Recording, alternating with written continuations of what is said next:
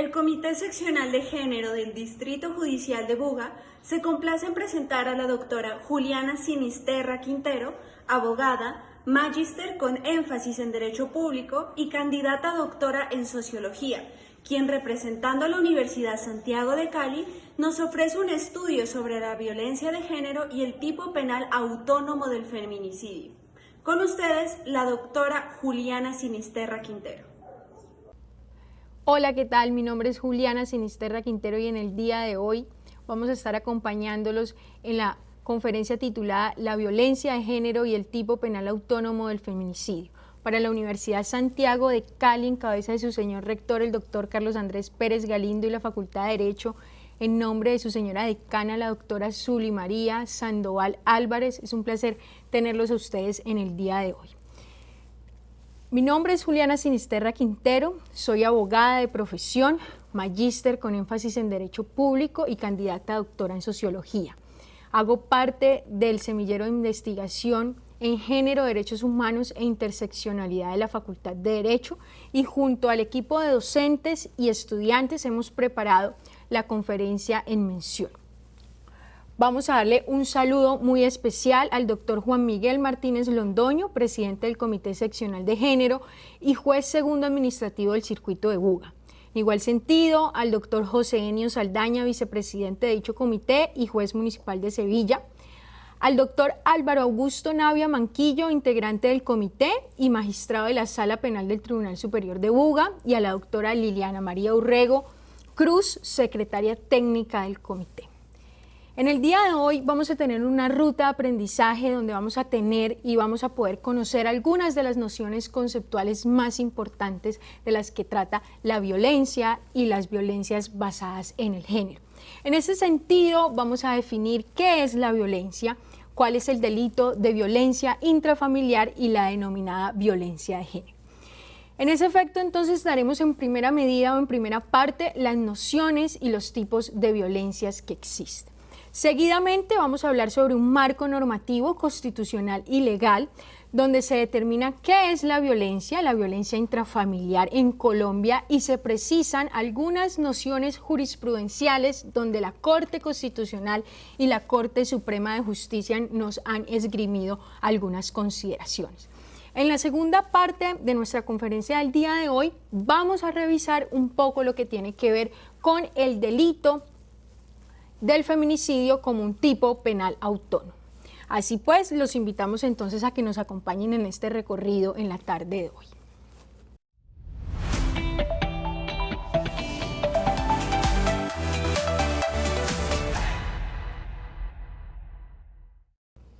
¿Qué se entiende por violencia?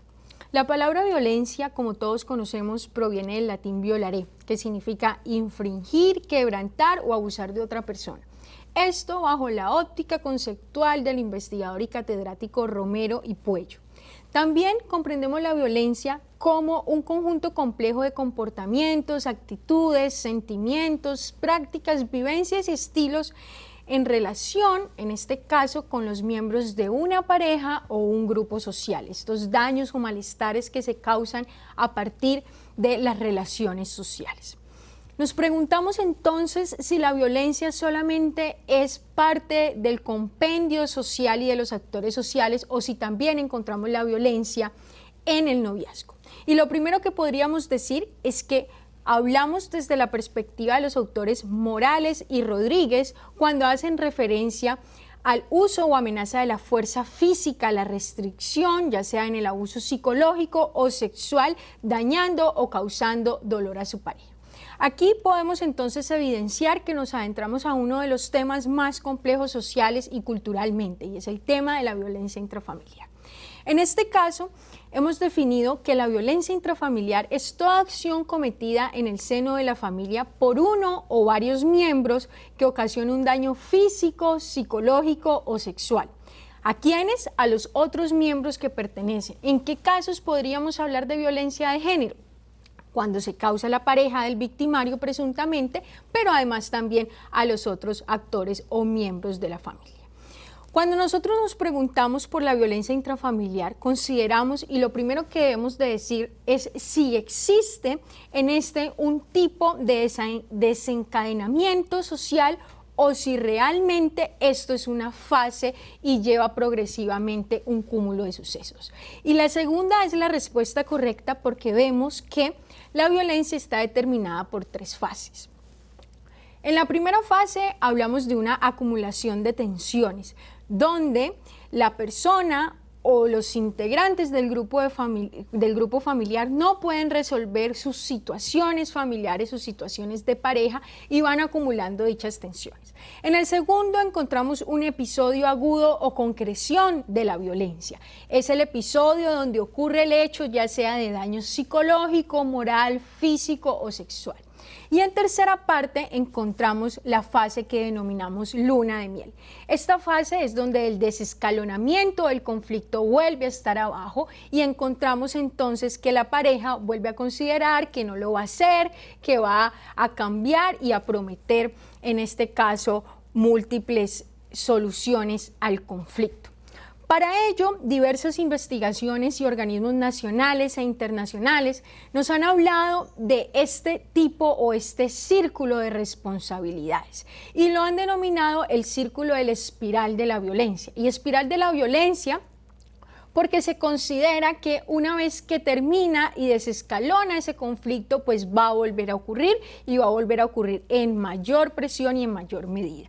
En este sentido, organismos como la USAID, organismos como el Oxfam, organismos como la Fundación Justicia y Género han denominado que este círculo de la violencia está determinado por estas fases y que finalmente lo que hacen es tomar o retener un impacto en donde la violencia se convierte y se normaliza.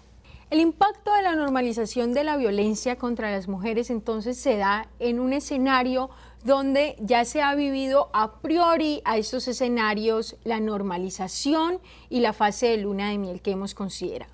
En este sentido, el Ministerio Público ha creado una ruta para la atención y protección de mujeres víctimas de la violencia de género, todo basado en la Ley 1257/2008 y en la cual abordaremos posteriormente a la explicación dada.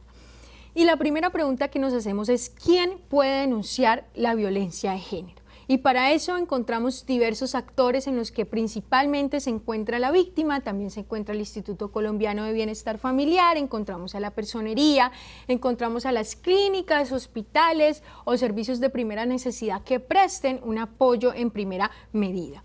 También encontramos a las instituciones educativas que se enteren a partir de los hechos ocurridos a un menor de edad sobre dicha situación. ¿Qué se denuncia? Es la principal pregunta que debemos hacernos. Se denuncia la violencia física, la violencia psicológica, la violencia sexual, patrimonial o económica, que pronto vamos a ver de qué se tratan estos conceptos.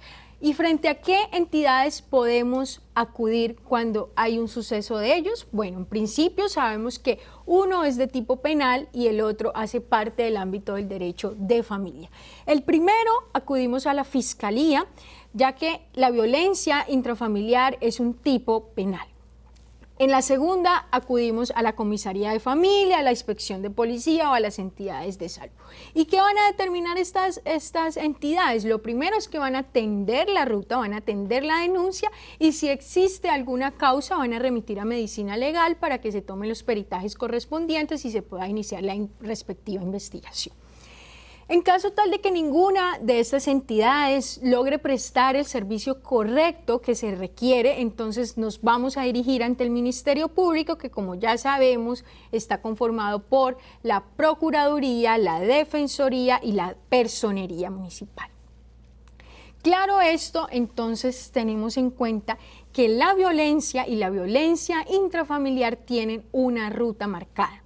En este caso, entonces, vamos a nuestra segunda parte. ¿Cuál es? La parte de la violencia masculina o machista.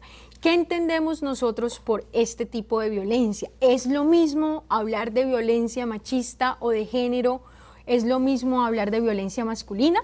Y lo primero que tenemos que entrar a definir es que la violencia masculina es toda acción hacia la pareja que implique un uso de la fuerza y conlleva un daño físico, emocional y sexual, en donde la víctima en este caso hace parte del género femenino y la simetría de poder que existe en la relación entre la víctima y el victimario pues está mediada por cierta relación emocional, afectiva o psicoemocional. En la segunda parte entendemos la violencia de género y esta es entendida como cualquier acto, omisión, amenaza o control que se ejerce contra las mujeres, que resulta de un daño físico, emocional, sexual o psicológico con el propósito ¿de qué? De intimidar, de castigar o simplemente de humillar y reflejar esa existencia o esa relación de poder entre uno y otro. Así pues, entonces encontramos que entre la violencia de género y los demás tipos de violencia que podamos estudiar, pues lo primero que debemos diferenciar entre una y otra es el factor de riesgo o el factor de vulnerabilidad que tiene la mujer por su sola condición de culturalmente considerar y ser mujer, es decir, pertenecer al género femenino. Cuando nosotros hablamos de la violencia pensamos en algo muy recurrente y es si la violencia intrafamiliar debe o no tratarse al interior de la familia y si se considera como un problema social y público o es simplemente un problema familiar. Y lo primero que debemos de decir frente a ello es entender que nuestra Constitución Política de 1991 es clara al establecer que la familia es el núcleo fundamental de la sociedad. No solamente desde una perspectiva constitucional colombiana, sino desde el ámbito de los derechos humanos y el Sistema Universal de Derechos Humanos. Esta normativa universal también adquiere o preposiciona ciertas concepciones y límites a la garantía que hay. Por esta razón no podemos considerar que a pesar de que la violencia intrafamiliar se da en los núcleos de las familias colombianas, latinoamericanas y mundiales, pues es un problema cultural justamente porque las construcciones sociales en el género se van dando en la medida en la que van pidiendo o construyendo culturalmente a los géneros, estos ya sean masculinos o femeninos y los procesos identitarios. Estos procesos identitarios los podemos encontrar a partir de las concepciones sociológicas, antropológicas o del derecho. En este sentido, entonces, nos preguntamos si existen unos estereotipos construidos culturalmente en el género. Estos estereotipos a partir de unas construcciones sociales que se hacen, que se imponen o que simplemente se le piden a los géneros que tengan. Y encontramos entonces que existen unos patrones de conducta masculinos que deben detenerse, que deben estar presentes y que siempre deben de continuar esa senda o ese camino. Y entonces encontramos unas labores, unos comportamientos y unas posibilidades que la sociedad, a partir de considerar históricamente esta sociedad del patriarcado, debe generar y deben mantener. Allí entonces hablamos de una discriminación, de una asimetría de poder desigualitario entre el hombre y la mujer, en donde le imponen a ellos ciertas características y nos imponen a nosotros otras tantas características. A partir de ello, entonces nos hacemos una pregunta por si hay unos estereotipos de géneros negativos, ¿cuál es la solución que podemos dar a ellos? Y hablamos entonces de un nuevo concepto que se construye a partir del análisis y la consideración que el derecho, diversos investigadores y también la sociología y la antropología se han buscado por determinar, y es el asunto de las nuevas masculinidades. Y entonces encontramos que se empiezan a construir culturalmente unas nuevas tendencias donde ya no existe una simetría en el poder o una jerarquización, sino que a través del uso del principio de igualdad constitucionalmente hablamos de hombres y mujeres iguales, una igualdad material que siempre ha existido en nuestra Constitución Política de Colombia, como lo es la igualdad material ante el ejercicio de la ley, pero además que también debe ser parte de la tendencia cultural y social. En este sentido, entonces, encontramos que las nuevas masculinidades invitan a hombres y mujeres más empáticos, emocionales, colaboradores, y entendiendo que no existen roles activos o pasivos dentro de la sociedad, sino que hablamos de roles sociales indiferentes diferentes e indistintamente de nuestras identidades de género y de nuestras categorías de género. De ahí que llegamos a un tema muy importante y es cómo aborda el derecho constitucional y cómo aborda la jurisprudencia de la Corte Constitucional de Colombia, la Corte Suprema de Justicia, todo este andamiaje. Entonces encontramos en primera medida que el artículo 42 de la Constitución Política de Colombia establece la protección a la familia y el estado civil de las personas. En el artículo 43 encontramos el matrimonio, el divorcio y todas estas connotaciones en torno al núcleo, fundamentación constitucional del derecho a la familia. Y allí, entonces, a través del bloque de constitucionalidad, que ya conocemos todo, que hace parte del ejercicio de insertar estos postulados jurídicos internacionales en nuestra normatividad interna, entra la Ley 248 de 1995, donde se aprueba la Convención Belén do Pará, que tiene como principal objetivo la erradicación y propensión para la violencia de género. Es decir, que esta convención entra a erradicar todas esas formas culturales y a partir del ejercicio de la dignidad humana, del principio del derecho a la igualdad, poder ajustar unas relaciones de poder equitativamente que le permitan desde ese momento y hasta hoy poder construir unas formas distintas y nuevas de comportamiento social. En este sentido encontramos que para la Convención en mención y la Ley 248 de 1995 que sanciona la presente ley, debe entenderse por violencia contra la mujer cualquier acción o conducta basada en su género que cause muerte, daño, sufrimiento físico, sufrimiento psicológico, sexual, tanto en el ámbito privado como en el ámbito público, tema que con anterioridad pues ya habíamos retomado. En este caso, entonces, la Convención dice, en todo momento el derecho de la mujer debe ser, por ser valorada y educada, libre de patrones estereotipados, de comportamientos y prácticas sociales y culturales basadas en conceptos de inferioridad o de subordinación. Asimismo, encontramos la Ley 294 de 1996. Esta ley desarrolla el artículo 42 de la Constitución Política de Colombia y también contempló las normas para prevenir y sancionar la violencia intrafamiliar. Allí entonces debemos de recordar las nociones conceptuales que vimos al principio de nuestro video y de las cuales desprenden también estas nociones conceptuales que trae consigo la ley para determinar cuáles son esas restricciones y límites que deben entenderse en la violencia intrafamiliar.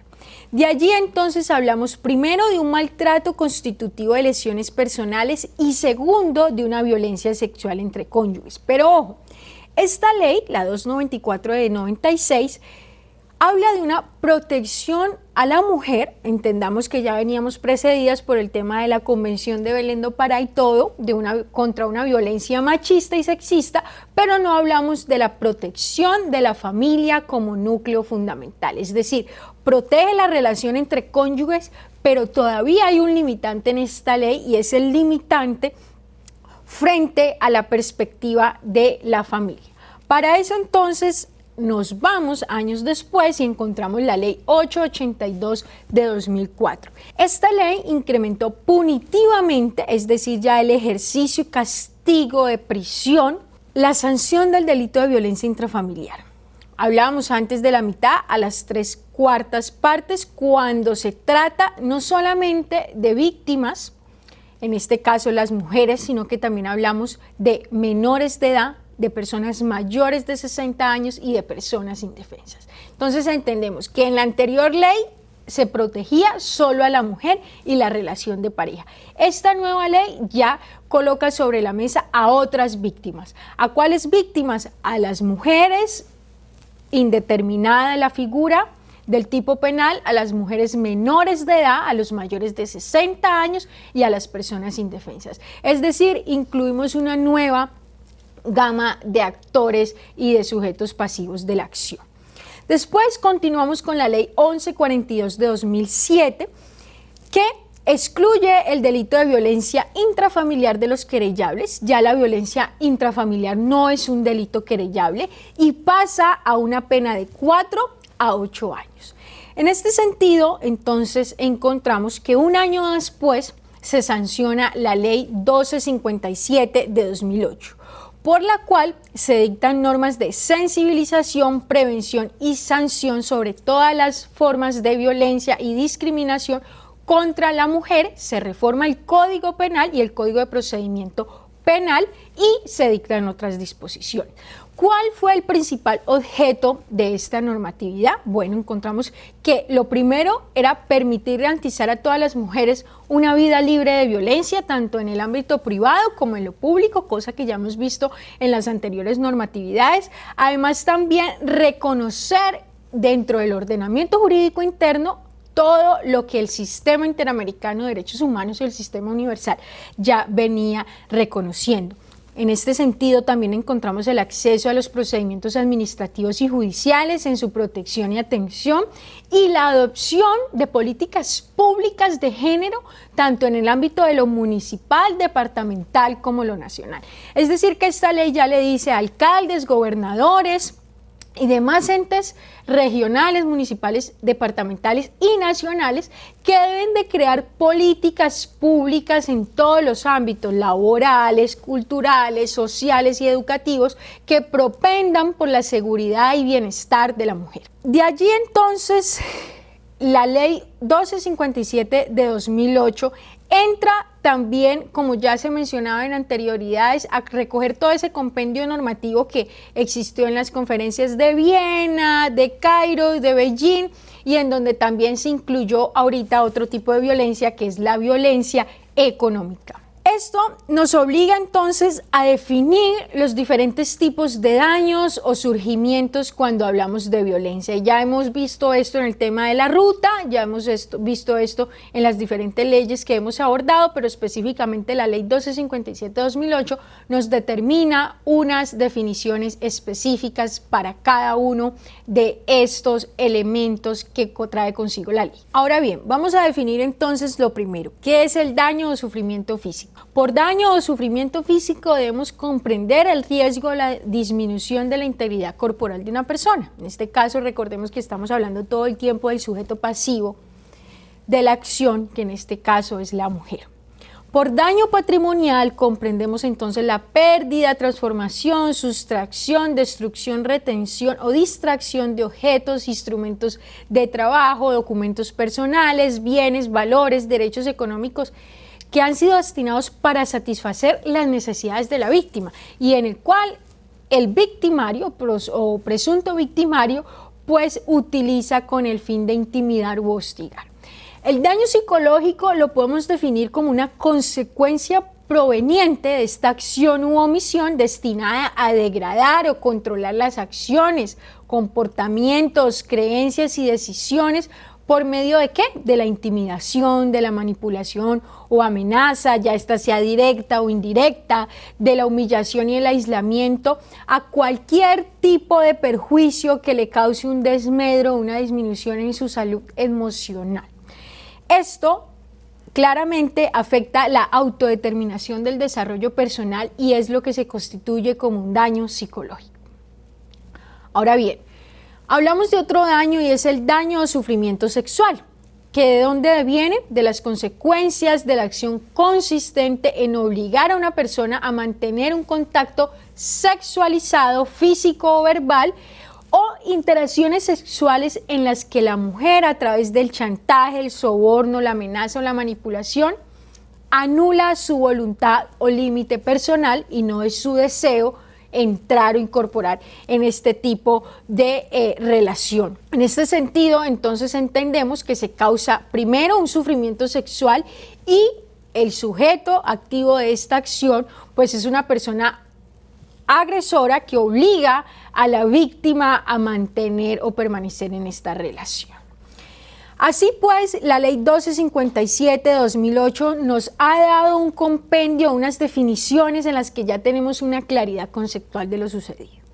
En este sentido, 4 años más tarde se expide la Ley 1542 del 2012, donde se reforma parcialmente el artículo 74 del Código Penal y se elimina la querella en el delito de violencia intrafamiliar y también en el de inasistencia alimentaria. Esto tuvo como principal objetivo garantizar la diligencia y efectividad en las investigaciones de los delitos de la violencia contra la mujer. Esta última reforma específicamente legislativa, pues lo único que hace es ser el insumo necesario para la Ley 1761-2015, que es la ley conocida como Rosa Elvira Celi, que tipifica el delito del feminicidio como conducta autónoma. Esta es la segunda parte de nuestra conferencia en el día de hoy y constituye la mirada o relación de los resultados que normativa y constitucionalmente se venían dando hasta allí. Así pues, entonces, vamos a una segunda parte de nuestra conferencia del día de hoy. En ese sentido y en la segunda parte de nuestro video, entonces vamos a considerar y vamos a revisar algunas nociones que la Corte Constitucional, la Corte Suprema de Justicia en diferentes jurisprudencias han señalado. Todo esto a partir de la Ley 1761 de 2015. Y lo primero que debemos de preguntarnos es ¿cuál es el objeto de esta ley? Bueno, la presente ley tiene por objeto tipificar el feminicidio como un delito autónomo del homicidio, para garantizar la investigación y sanción de las violencias contra las mujeres por motivos de género y discriminación. En el mismo sentido, la ley también establece unos elementos de prevención para erradicar dichas violencias y adoptar unas estrategias de sensibilización a la sociedad colombiana. En este orden, entonces, quiere garantizar un acceso a una vida libre de violencias que favorezca su desarrollo integral y su bienestar, de acuerdo con cuáles principios, con los principios de igualdad y no discriminación.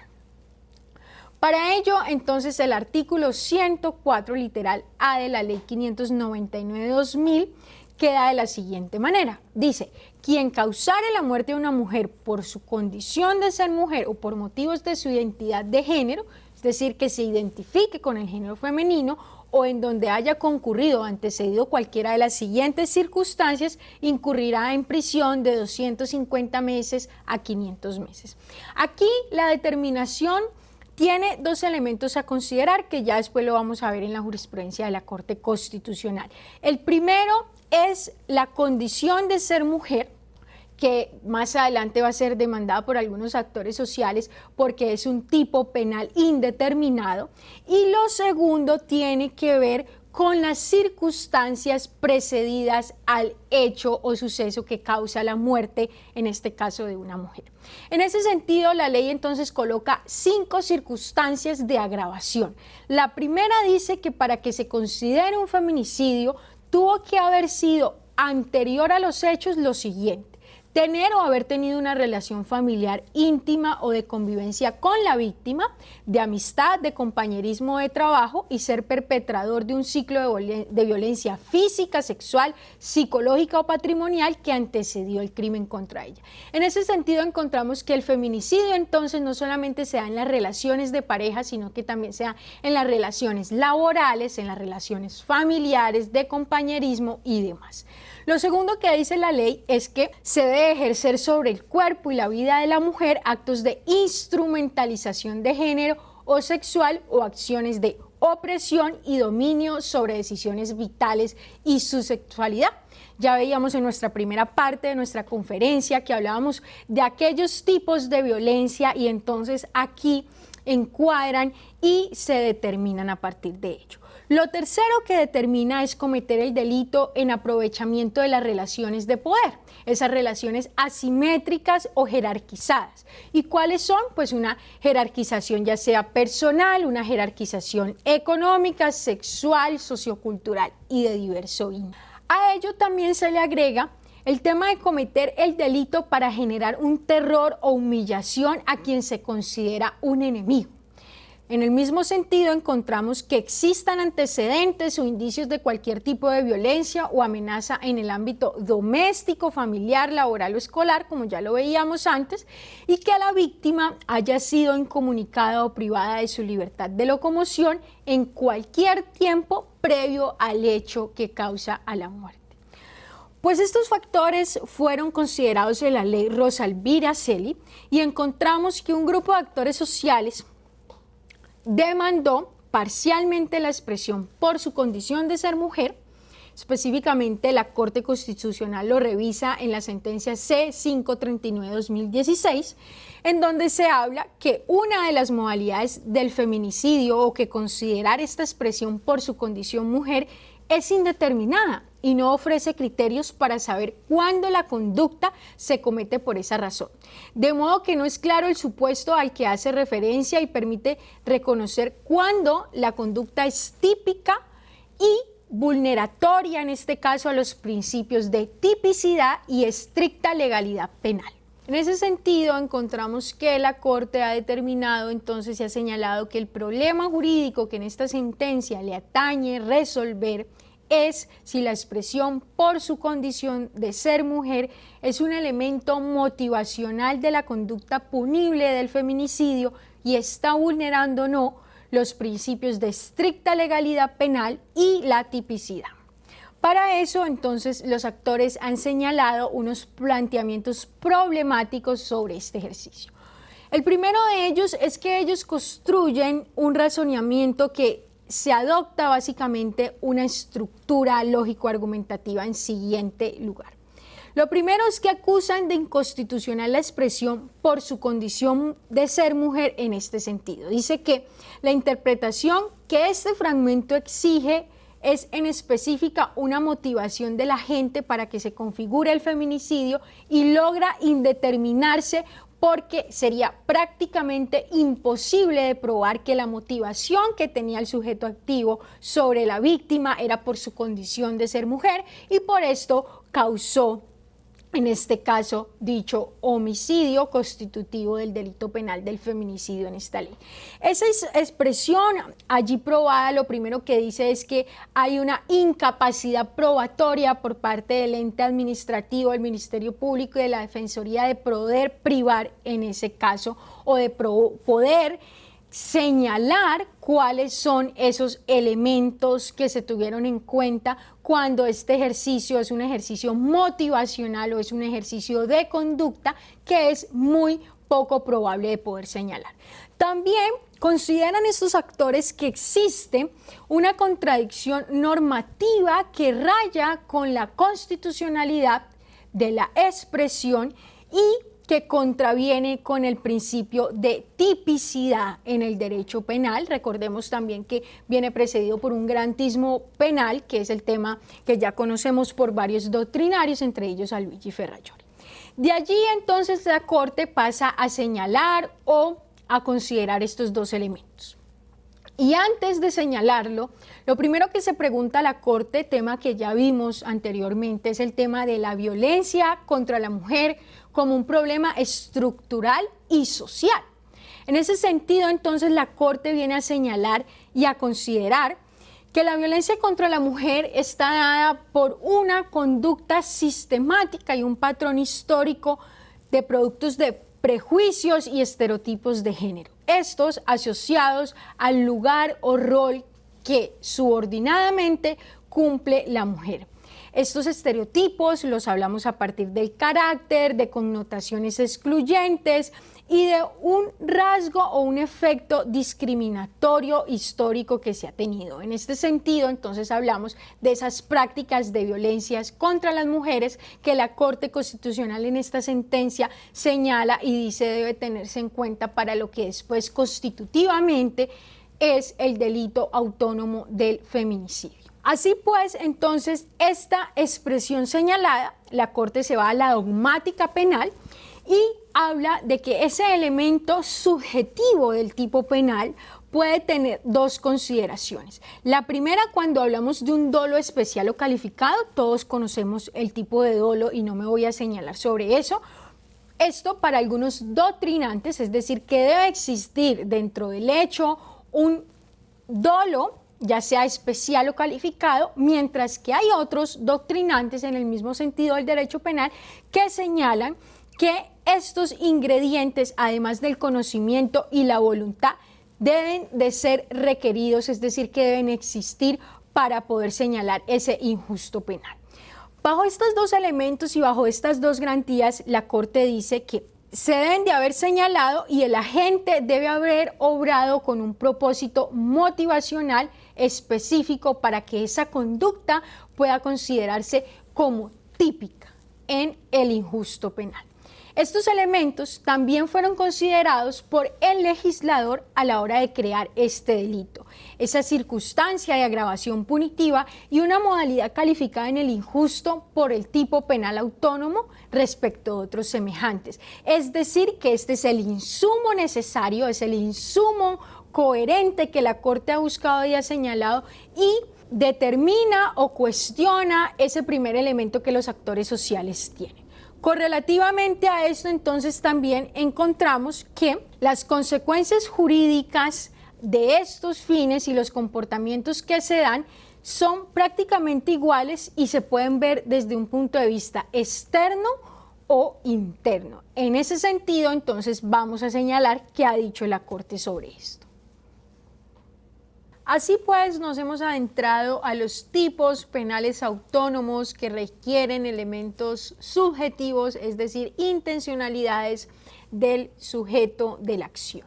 En este sentido, entonces, la Corte ha señalado que el derecho penal constitucionalmente permitido le ha otorgado en esa clase de injerencias o de elementos la facultad legislador para que estime comportamientos antecedidos por ciertos propósitos o motivaciones que implican una lesión más intensa al bien jurídico o que comprometen otros intereses merecedores de protección penal. Es decir, le ha dicho, la conducta que debemos en todo momento mantener es la protección a los bienes jurídicos tutelados y protegidos, en este caso el derecho a la vida, a la integridad personal, a la dignidad humana y demás, y le ha colocado ciertas condiciones a la ley para que estime en ese caso cuáles son los comportamientos, propósitos o motivaciones para que podamos hablar de un delito autónomo que no solamente pueda materialmente y procesalmente probarse que fue cometido por la violación de ser mujer, sino que además este delito esté configurado en una serie de conductas y patrones anteriores al hecho de la conducta punible. En este caso, entonces, encontramos que existen unas diferencias entre el homicidio y el feminicidio. Para eso la Corte ha determinado una serie de elementos que me gustaría que retomáramos alguno de ellos para que entendiéramos un poco frente al tipo penal en el que nos encontramos.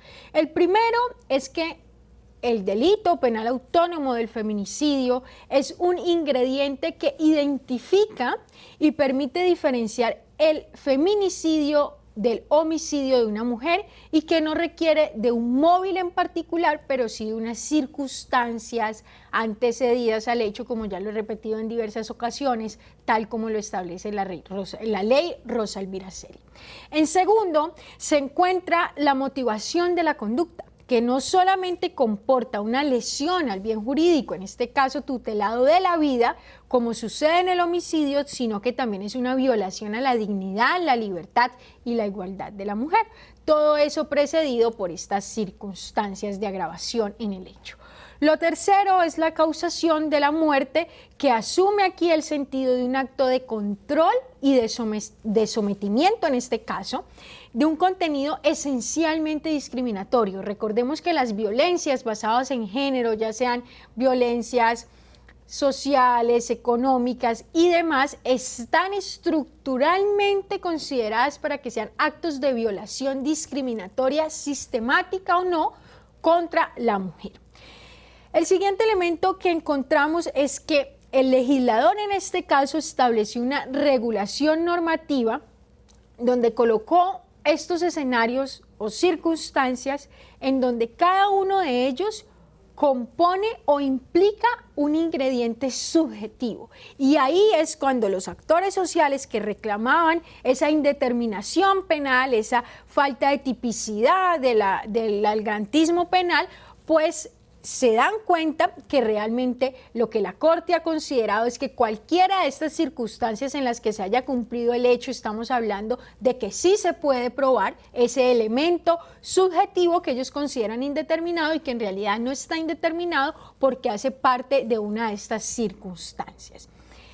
Así pues, también encontramos que la motivación de la gente, en este caso, hace de la muerte del feminicidio, no solamente en las circunstancias indicadas, ya sean estas como un conjunto, es decir, todas o solamente una, sino que también deja abierta la puerta para decir que en tal caso usted puede determinarlas en las circunstancias ya dadas, pero también hay un segundo momento, y es que si usted puede probar o puede ser inferidos que hay otro tipo de circunstancias que también causaron el hecho y que fueron por violencia de género, que no encuentre en la ley aquí determinada y logre probarla, pues también va a considerarse ese elemento subjetivo que necesita el tipo penal autónomo para poder, del feminicidio, para poder ser consolidado y para poder presentar que estamos enfrente de uno.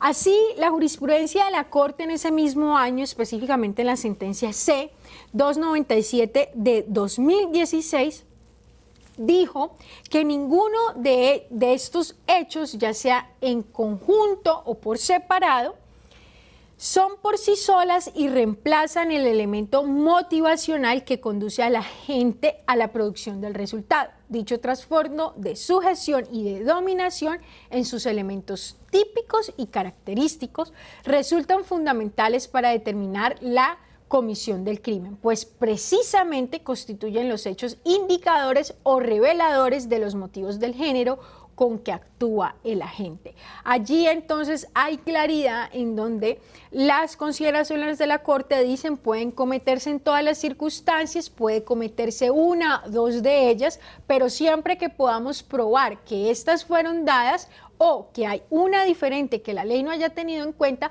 pues estamos frente a la configuración de la tipicidad que requiere el delito.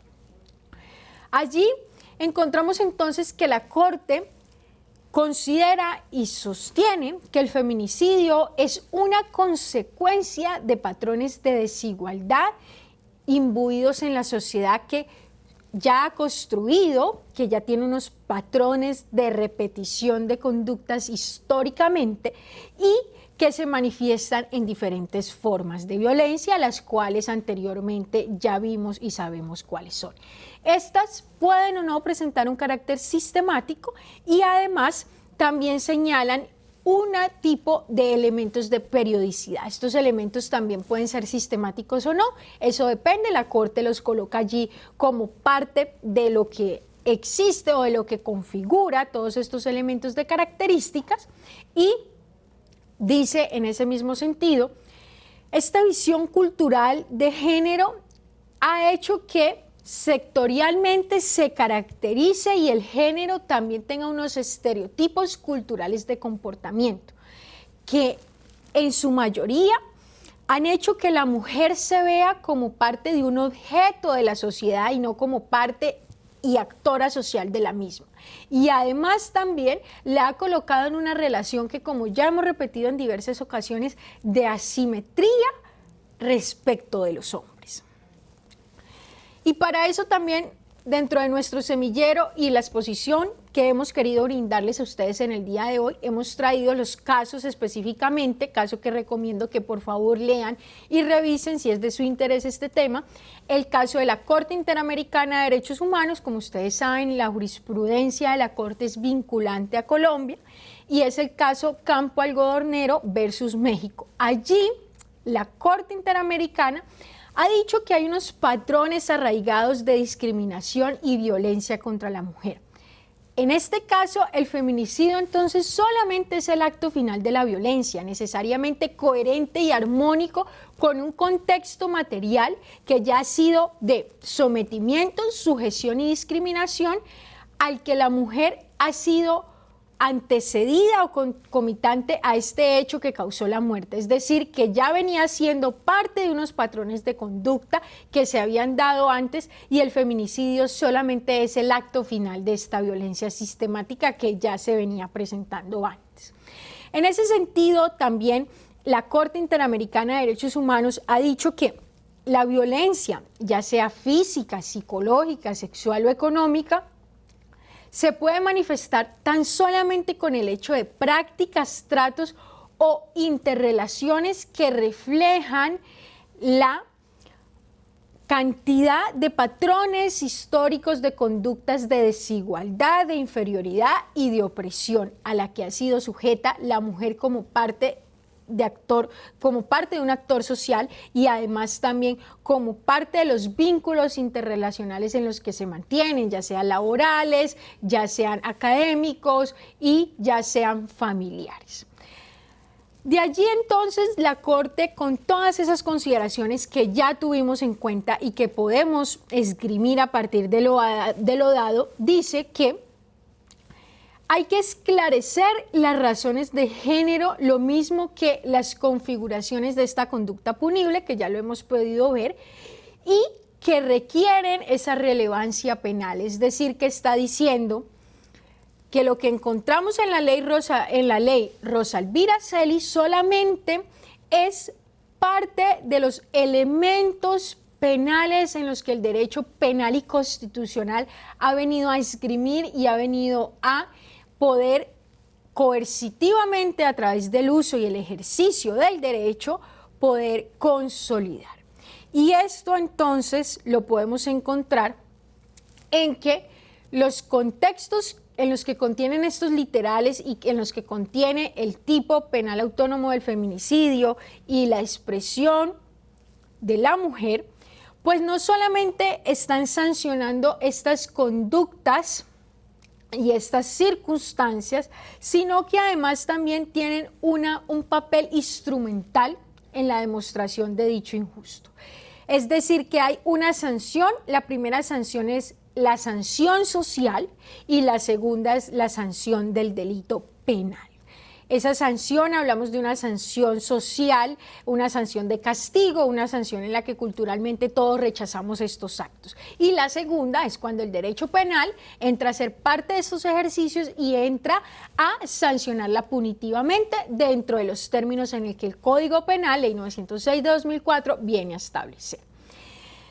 Como nosotros encontramos que el feminicidio es el acto por el cual se causa la muerte a una mujer por su condición y que este puede ser inferido en cualquier contexto, específicamente para tipificarlo en el delito, tendría que ser en las circunstancias de agravación que ya lo vimos, pues encontramos que la lectura a estos elementos debe ser juiciosa y precisa. Debe estar determinada por lo que la ley ha señalado y por lo que ha dicho. Es decir, que allí no hay vulneración ni al principio de tipicidad, ni tampoco al del garantismo penal que debe ejecutarse en este caso. Así pues, la Corte finalmente declara la exequibilidad de la condición contenida en la expresión por la condición de ser mujer y deja el articulado tal y como se encontraba esgrimido por el legislador. Nosotros hemos sacado unas conclusiones a partir de todos los elementos conceptuales, contextuales, constitucionales y legislativos que hemos visto a lo largo de la conferencia y al cual los invitamos a ustedes puedan leer y estudiar este material. Específicamente trabajamos en el día de hoy la sentencia C-297-2016 y la sentencia C-539-2016, así como el caso de la Corte Interamericana de Derechos Humanos, Campo Algodonero versus México. Invitación especial para que ustedes revisen este material y puedan contextualizar y complementar también lo esgrimido en el día de hoy. La primera conclusión que nosotros sacamos sobre esta conferencia es que la política criminal en Colombia no ha podido sostener de manera clara y contextualizada la diferencia entre la violencia intrafamiliar y la violencia de género. Elementos constitutivos, conceptuales y penales que se dan de forma distinta y que a pesar de que tienen unos elementos en común, pues nos encontramos frente a categorías o elementos relativamente distintos. En este sentido, entonces, también podemos determinar que esa regulación penal ha tenido un avance significativamente en los procesos de tipificación penal, como lo es la ley Rosa Elvira Celi, a partir de todas las políticas que se dan, y también el uso y el ejercicio de políticas públicas dentro del ámbito de lo regional, municipal y nacional. En el mismo sentido, hemos encontrado que las variaciones jurisprudenciales de la Corte y también en sedes ordinarias de los tribunales y juzgados han determinado nuevos elementos en las interpretaciones legislativas y normativas de las leyes aquí estudiadas, lo cual nos invita a considerar o tener en cuenta que estos elementos también hacen parte del estudio y por esta razón esto no es un elemento inacabado, sino que es un elemento contemporáneo del derecho constitucional y del derecho penal. En el mismo sentido, hemos podido considerar que la variación jurisprudencial que esto se ha dado también ha tenido una relevancia sobre el proyecto de vida y la constitución del género y la identidad. Esta última entendida no solamente desde los aspectos del sexo, sino también desde los aspectos heterogéneos que la componen, tema que va a ser de otra conferencia y al cual les invito que también puedan acceder y puedan ver desde los diversos materiales que hoy nos ofrece el mundo del Internet y lo que ha hablado o ha esgrimido la Corte Constitucional sobre ello. Así pues, podemos también decir que lo que el tipo penal protege en este caso no es la familia en abstracto, como la entendemos todos, una institución básica de la sociedad, sino la coexistencia pacífica de un proyecto de vida que supone el respeto de la autonomía ética de sus integrantes. Nos encontramos frente a aspectos concretos donde la familia y el núcleo fundamental de la sociedad que se le ha determinado a esta institución jurídica debe tenerse en cuenta y debe estar allí en todo momento a la hora de poder hablar de ello. Esto tampoco es un tema que tiene una temporalidad, estamos hablando de una atemporalidad normativa, de una atemporalidad circunstancial que hace que el delito de la violencia, el delito de las violencias basadas en género siga permaneciendo y siga estando allí presente, razón por la cual no podemos olvidar ni en nuestras facultades de derecho, ni en el ejercicio de nuestras investigaciones, que este tema sigue cobrando una relevancia en nuestros contextos sociales y culturales a los que pertenecemos. De esta manera podemos encontrar entonces que el delito del feminicidio como un tipo penal autónomo no es otra cosa que la conclusión de unas circunstancias de agravación de violencias sistemáticas e ininterrumpidas que se han dado a lo largo del ejercicio social. En este sentido, entonces, lo único que ha hecho el derecho penal y constitucional es preocuparse por colocar sanciones ejemplarizantes que manden un mensaje claro y conciso a la sociedad de rechazo total por estas conductas vulneratorias y violatorias de los derechos humanos. Agradecemos a ustedes por haber estado con nosotros en el día de hoy, habernos dado la oportunidad de poder compartir nuestras consideraciones, vuelvo y les repito, desde el semillero de investigaciones en género, derechos humanos e interseccionalidad de la Facultad de Derecho de la Universidad Santiago de Cali y todos sus integrantes. Les agradecemos por esta loable participación que hayan tenido. Por favor, cualquier pregunta frente a dicha conferencia, no duden en contactarse con nosotros, pues siempre estaremos allí construyendo investigación desde nuestra alma mater, la Universidad Santiago de Cali. Muchísimas gracias. El Comité Seccional de Género del Distrito Judicial de Buga agradece a la Universidad Santiago de Cali, a su rector, doctor Carlos Andrés Pérez Galindo, a la decana de la Facultad de Derecho, doctora Zuli María Sandoval Álvarez, y a la doctora Juliana Sinisterra Quintero, el importante estudio que nos han brindado.